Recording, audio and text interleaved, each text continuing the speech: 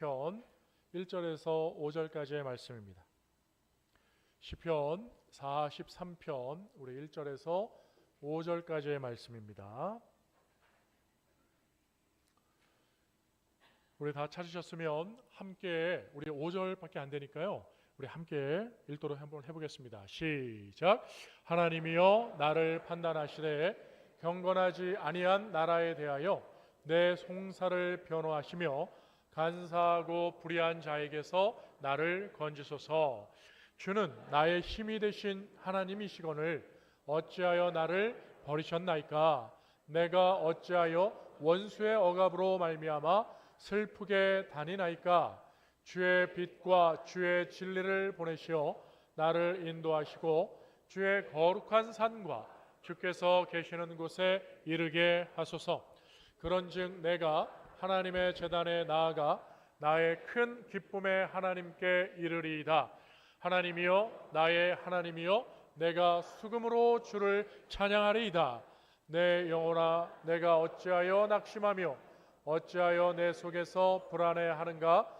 너는 하나님께 소망을 두라.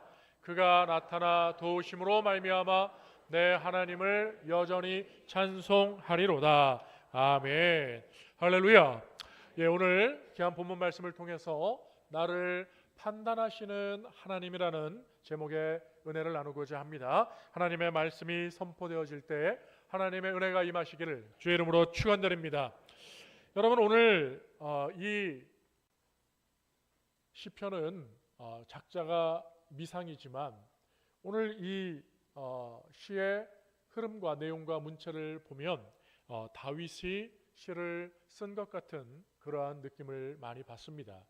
여러분, 우리가 지난주에 보았던 말씀에도 다윗은 어찌하여 나를 버리셨나이까 라고 하나님 앞에 탄원하며 하나님의 은혜를 간구하는 소망의 기도를 올려드렸죠. 오늘도 본문에도 동일하게 하나님 나를 어떻게 버리십니까? 하나님은 나의 힘이 되십니다 라고 고백을 하는 내용을 담고 있습니다. 그리고 5절에는 하나님을 수금으로 찬양하겠다라고 분명히 하나님을 찬양하는 그 메시지를 놓지 않고 하나님을 찬양하겠다고 4절, 5절에 얘기를 하고 있는 것이죠. 여러분, 오늘 오늘 사순절 우리가 5번째 주일을 맞이했는데요.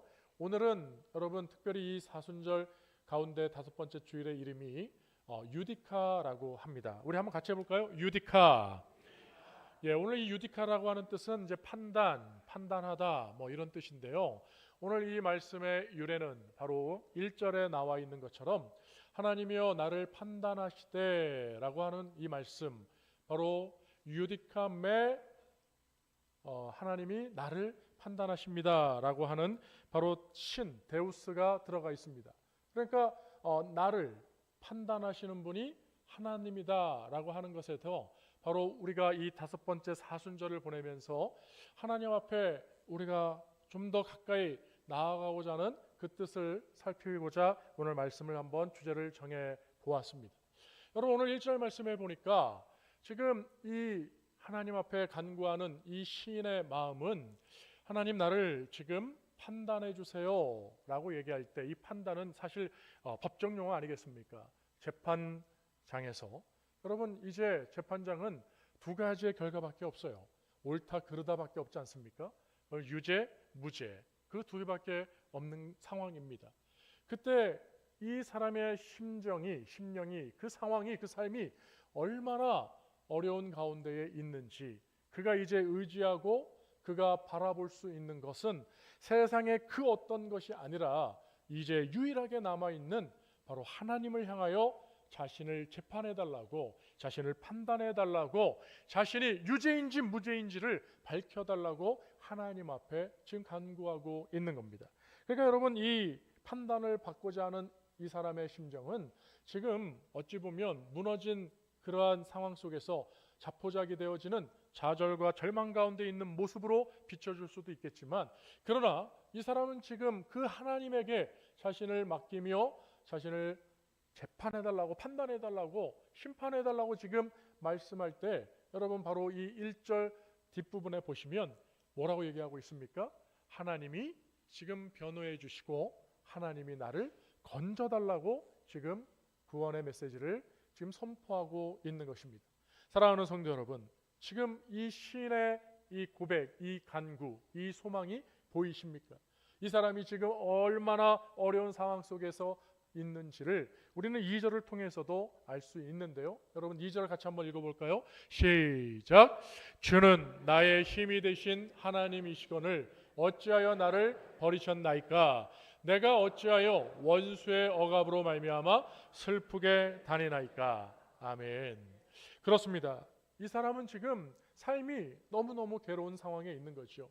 지금 다 모든 것이 자신을 향해 등을 돌리고 어디 하나 여러분 손을 내밀 수 없고 도움을 청할 수 없는 홀로 버려져 있는, 남겨져 있는 그러한 모습, 그리하여 지금 자기 혼자 남아있는 그 외로움 속에 슬프게 다니는 그 쓸쓸한 뒷모습, 여러분 얼마나 참 절망 가운데 있는 모습이겠습니까?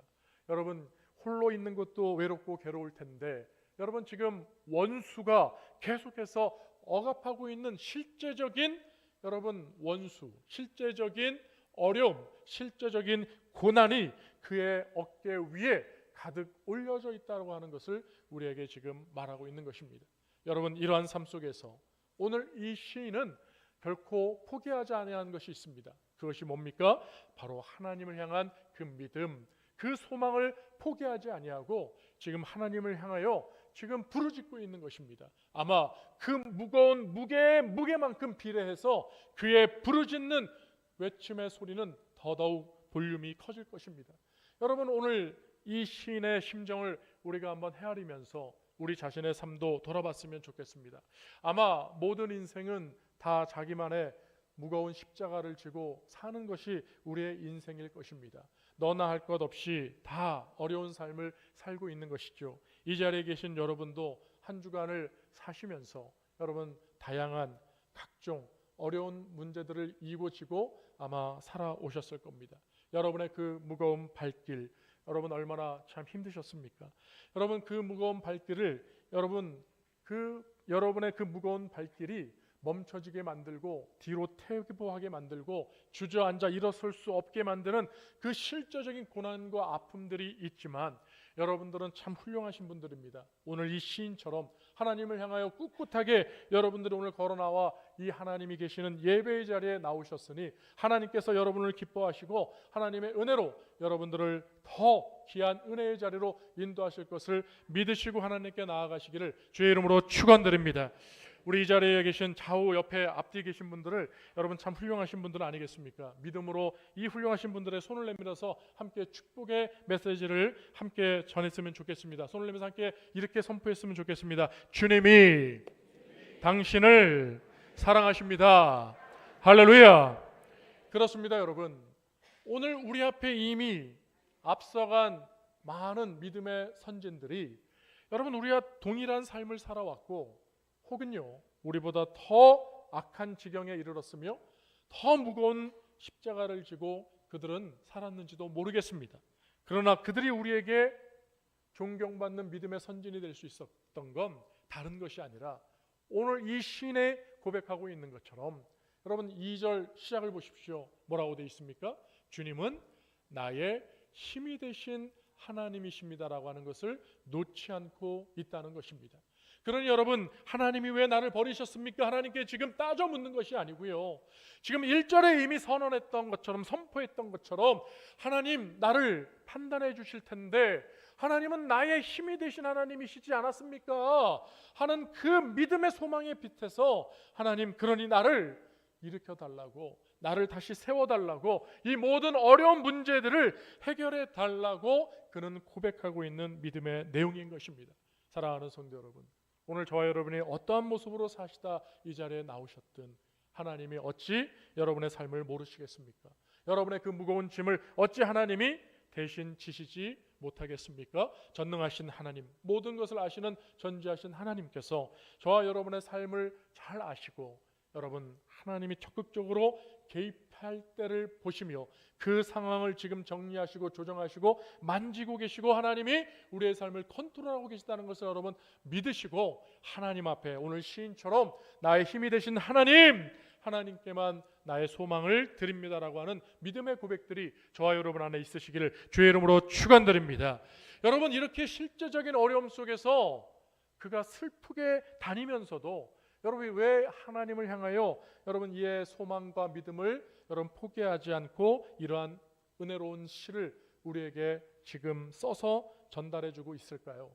여러분, 그것은 다른 것이 아니라 바로 하나님이 유일하신 재판장이시고 하나님만이 영원하신 재판장이 되시기 때문에 이 시인은 지금 그 유일하시며 영원하신 하나님을 재판장으로 믿고 있었기에 하나님께만 송사를 지금 재판을 건 거예요.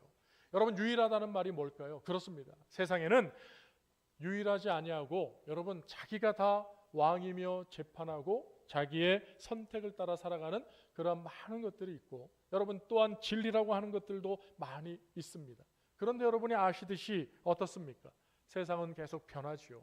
어제는 옳았는지 모르지만 오늘은 옳지 않은 것들이 얼마나 많습니까? 여러분, 과거에는 오직 그것만이었다고 우리가 생각하기 쉬운데 여러분 지금은 너무너무 많은 다양성으로 살아가고 있습니다. 모든 게 다 옳다는 거예요. 그래서 예전에는 우리가 틀리다라는 말을 많이 썼죠. 너랑 나랑 틀리다는 말을 많이 했어요. 근데 이제는요, 그 틀리다는 말을 하면 틀리다는 거예요. 틀렸다는 말은 무슨 말입니까? 완전히 잘못됐다는 말이잖아요. 그러니까 너와 나와 다른 것이지 어떻게 너는 맞고 내가 틀리냐? 그러면 완전히 X란 얘기냐? 이 말 아니겠습니까? 그러니까 이제는요, 말들이 용어들이 다 바뀌어가기 시작합니다. 절대 진리가 다 무너져 버렸습니다. 그러다 보니까 이제는요, 다양성을 인정해줘야 됩니다. 그래서 틀리다는 말은 점점 사라져가고 이제는 모든 것이 다 옳은 것처럼 다르다라는 거예요. 왼쪽에서 보면 왼쪽에서 보이는 면이 옳고 오른쪽에서 보면 오른쪽에서 보는 게 옳다는 거예요. 그리고 과거에는 옳았는지 모르지만 이제는 그 과거에 옳았던 게 틀린 건 아니지만 또 어떻게 돼요? 점점 생각이 사상이 발전해서 진화라고 얘기하잖아요. 그러니까 여러분 옳지만 틀린 것처럼 되어지는 경우들도 많이 있는 거예요. 그러니 여러분 의학적으로도 여러분 이제 이러한 병은 고칠 수 없는 것이라고 여러분 불치라는 말을 썼지만 지금은 이제 불치라는 말을 잘 쓰지 않습니다. 고치기 힘들다라고 이야기합니다. 비록 그 병으로 죽을지라도 불치병에 걸려 죽은 것이 아니고 고치기가 어렵거나 또는 때를 놓쳐서 그래서 결과는 죽음으로 동일하지만 그 표현하는 용어들조차도 이렇게 발전해져 가고 있다. 진화되어지고 있다. 그러니까 여러분 그것은 유일한 게 아니죠. 모든 게 다 옳으니 다양성, 모든 게 다 옳다고 얘기하는 것 아니겠습니까? 그런데 여러분 하나님은 그렇게 말씀하고 계시지 않습니다. 하나님은 로마서 2장 6절 7절 여러분 8절에 보면 하나님만이 유일하신 재판장이 되심을 우리에게 계속해서 선언해서 말씀해 주고 계시는데 대표적인 말씀을 우리 화면을 보시면서 로마서 말씀을 같이 한번 읽어보도록 하겠습니다. 시작. 하나님께서 각 사람에게 그 행한 대로 보응하시되 참고 선을 행하여 영광과 존귀와 썩지 아니함을 구하는 자에게는 영생으로 하시고 오직 당을 지어 진리를 따르지 아니하고 불의를 따르는 자에게는 진노와 분노로 하시리라. 아멘. 그렇습니다. 하나님은요 오직 진리를 가지시고 영원하시며 유일하신 재판장이 되어지셔서 결국 이 세상이 다 끝나는 날 하나님의 심판대 앞에 섰을 때 유일하신 재판장 되신 주님이 판단하셔서 진리를 따르는 자는 선을 따르는 자는 참고 믿음으로 살아가는 하나님의 사람에게는 영원한 영생 복락의 상급을 허락하실 뿐만 아니라 혹시 여러분 불의를 따르고 죄를 짓고 하나님의 선하신 뜻을 따르지 않는 자들에게는 여러분 하나님의 영원하신 진노와 분노, 우리는 그것을 지옥이라고 표현하잖아요. 그러한 하나님의 영원한 심판이 있을 것이라고 여러분 말씀하고 계십니다. 여러분 하나님의 절대 되심을 믿으시고 유일한 재판장 되시는 하나님 앞에 여러분의 삶의 송사를, 여러분의 문제를 하나님께 온전히 올려드리셔서 하나님께 옳다 인정함을 받으시고 하나님의 그 선하신 처분대로 하나님의 영생 복락뿐만 아니라 이 땅에서도 살아가는 동안 하나님의 은혜를 누리시기를 주의 이름으로 축원드립니다. 두 번째 우리가 알아야 되는 것은요, 바로 영원성에 대해서도 더 깊이 알아야 됩니다. 우리 한번 같이 해볼까요? 하나님은 영원하신 재판장이십니다. 그렇습니다. 하나님은 유일하실 뿐만 아니라 영원하신 재판장이에요. 여러분, 그게 무슨 말씀입니까? 히브리서 13장 8절에 보면 우리가 너무나 익숙하게 잘 아는 말씀처럼 예수 그리스도는 어제나 오늘이나 영원토록 동일하시니라. 할렐루야. 영원하신 분, 영원히 동일하신 분이에요. 근데 여러분, 재판장이 영원한 건 여러분 우리의 이 세상 사회도 동일할 겁니다. 왜요? 여러분, 재판장은, 우리 인간은 유한하죠. 다 이 땅을 떠납니다. 그러나 문서에 적힌 성문화된 문법은, 법은, 법률은 여러분 영원성을 가지고 지속되는지 몰라요. 그런데 여러분, 재판장들이 바뀌면 법률 해석도 바뀝니다. 그러니까 여러분, 문자로 써 있는 변하지 않는 법률도 그것을 읽고 적용하고 해석하는 모습이 다양하게 달라지는 모습들을 보면 아무리 여러분 이 세상에 법전에 문서로 기록되어 있는 말씀이, 법이 여러분 진리라 하더라도 여러분 그것은 동일하다고 얘기할 수 없죠. 영원하다고 말씀할 수 없죠. 여러분, 혹시 우리 하나님이 영원하신 분인지는 모르지만 여러분, 하나님이 만약에 사람마다 케이스 바이 케이스로 적용점이 다르다고 한다면 여러분, 그런 재판장을 여러분 믿을 수 있을까요?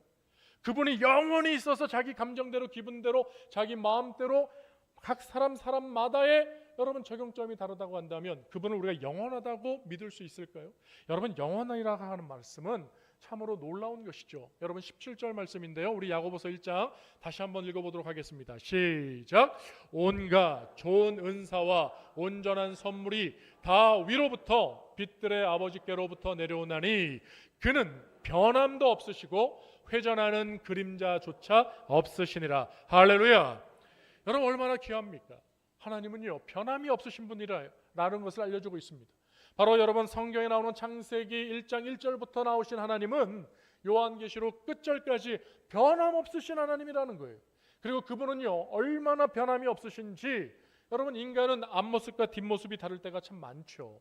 그런데 하나님은 회전하는 그림자조차도 없을 정도로 처음과 끝, 앞뒤가 완전히 똑같으신 분이라는 거예요. 그러니까 여러분, 그분의 그 영원성은 우리에게 참 희망을 주고 소망을 주는 그 이유가 무엇입니까? 바로 여러분, 우리가 살아가는 삶 속에서 이 세상에 영원한 것들이, 우리의 발목을 잡는 것들이 참 많지만 그 이유는 여러분 계속 변하기 때문이에요. 사실은 계속 변하기 때문이에요.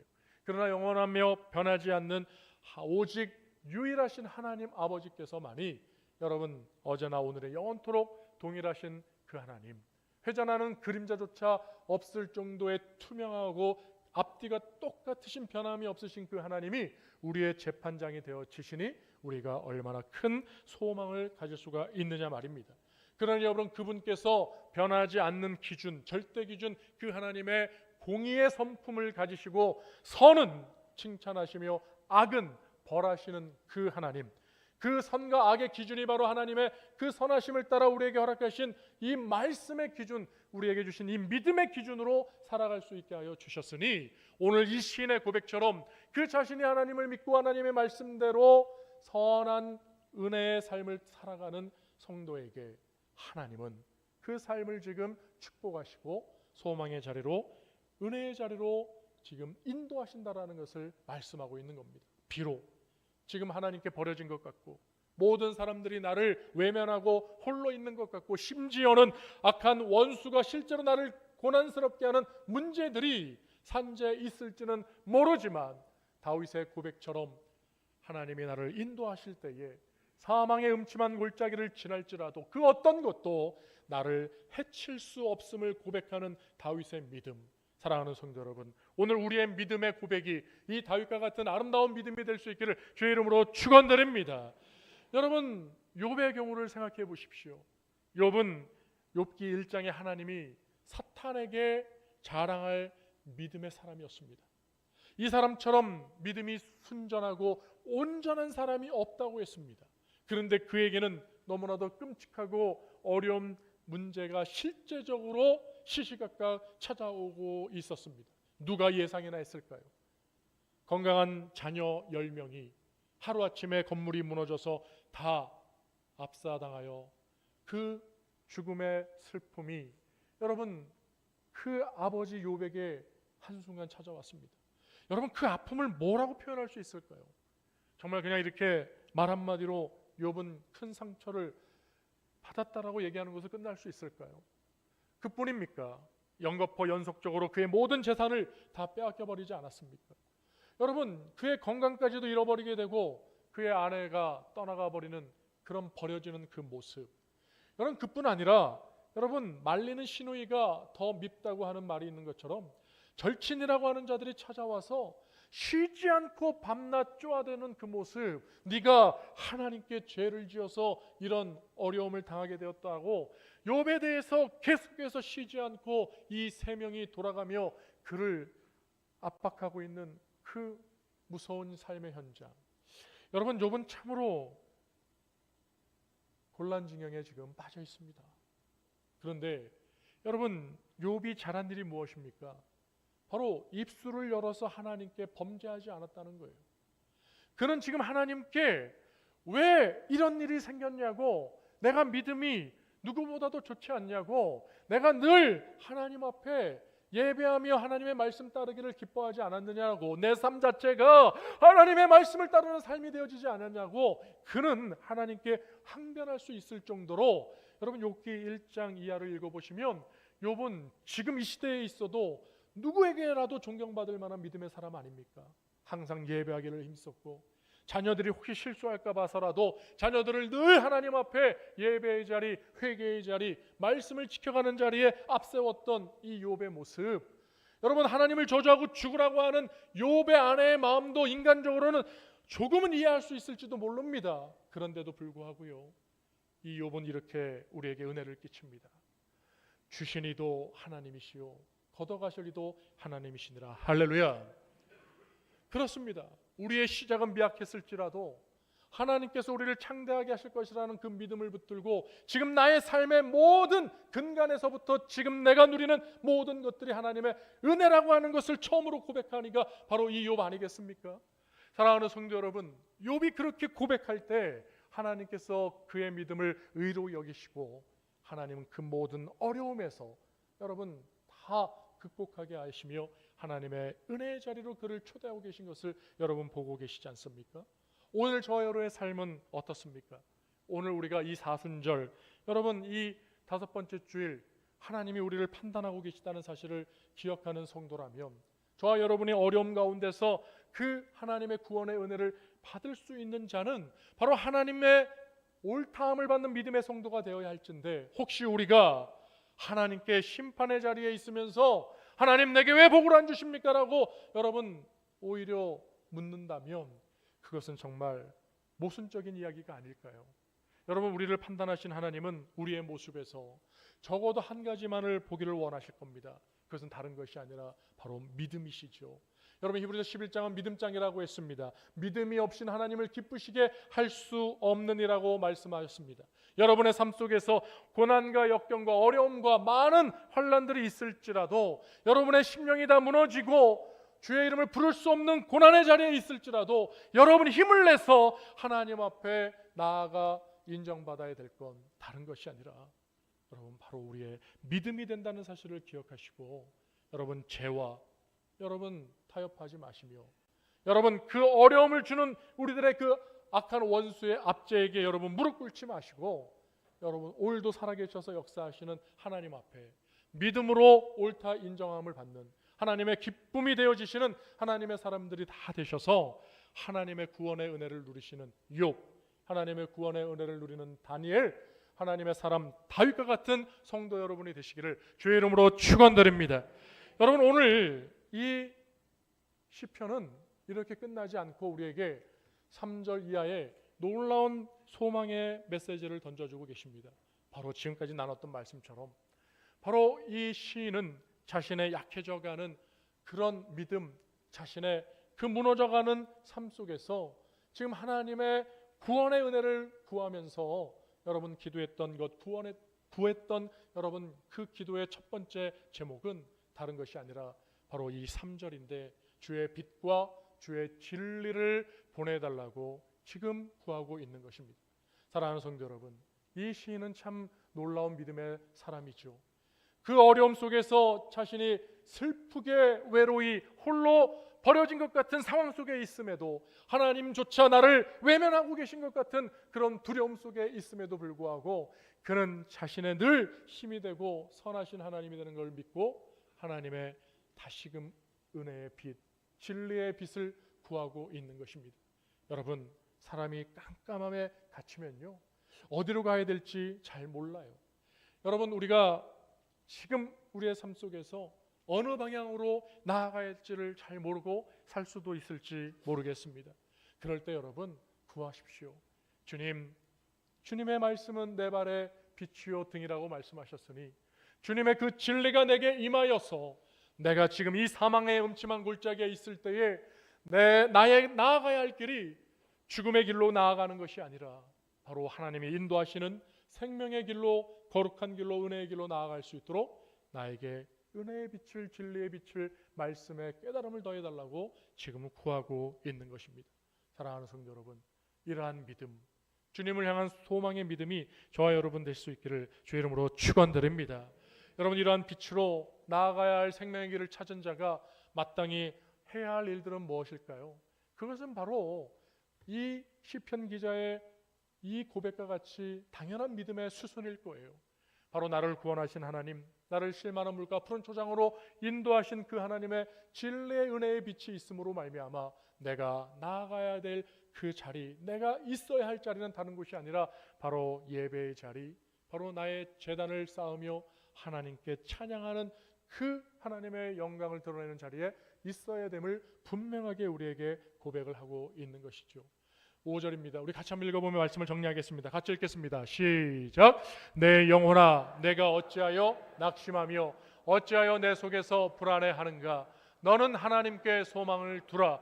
그가 나타나 도우심으로 말미암아 내 하나님을 여전히 찬송하리로다. 아멘. 할렐루야.